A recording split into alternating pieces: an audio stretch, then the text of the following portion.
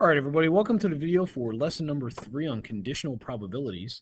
So one of the things that's interesting about conditional probabilities is they can be done a couple different ways, either with two-way tables and looking at the specific column or specific row we're looking at, or using the actual equation that we learned in this lesson for conditional probability. So in this homework assignment, anything that we'd have to do that's conditional, I'm going to use the formula to help practice that. If you did it using the columns or the rows, that's okay. It's not wrong. Just know that you won't always have a two-way table to help you. So in this question, we talked about party registration, so talking about voting or something like that, males versus females, and 3 different parties to vote from. It then says, what is the probability that a randomly selected voter is from party Y? So for this question, we're not actually talking about anything that's a conditional probability. For this question, we're just talking about how many voters in party Y are there compared to the total number of voters. So we're talking about this number compared to this number. So the probability of being a voter Y is going to be 168 over 500. Now, it doesn't say what to make your probability here, so you can totally leave it as that fraction. You don't even have to simplify it, or you can make it the decimal point 336.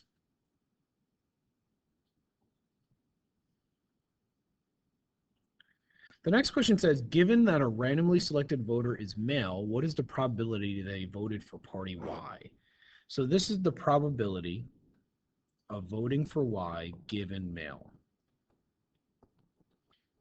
Now, to do this, we're going to do the probability of Y and M divided by the probability of M. Now, I know because it's a two-way table, you could just look at the male voters and figure out what portion of male voters voted using the Y party.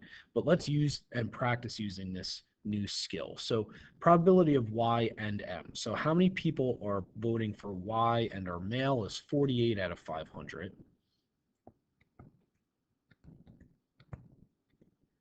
And how many males are there? Well, in this, there were 200 males out of 500.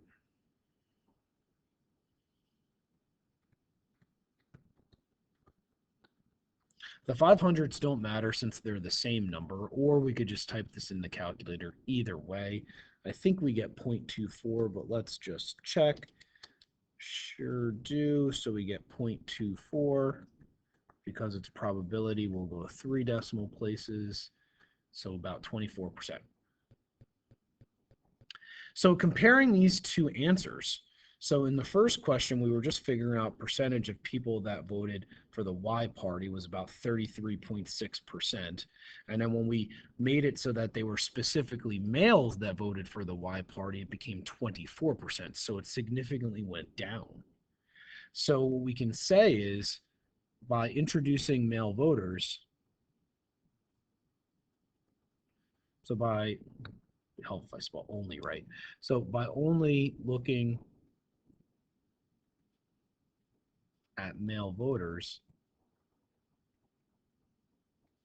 less are party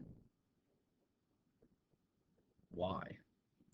Meaning being male affects how you vote in this particular example.